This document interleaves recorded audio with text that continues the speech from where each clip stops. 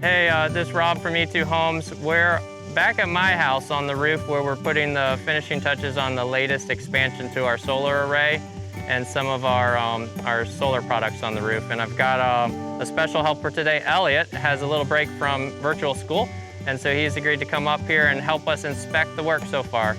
Elliot, how's it looking? Thumbs up? 2 thumbs up so far. Superior Solar is doing a great job. Elliot just had a great question on what the difference is between the different color panels and the different size panels we have here. These darker color panels are the newer ones that we've just added in this version or in this installation. But we also have solar pool heating, and that's a big black panel that helps heat our pool, keep it a little warmer. And then we've also got a domestic solar hot water heater, and that heats the hot water for the house. So our house is very energy efficient. When we remodeled, we did a lot of the energy efficient upgrades that we do on most of our homes.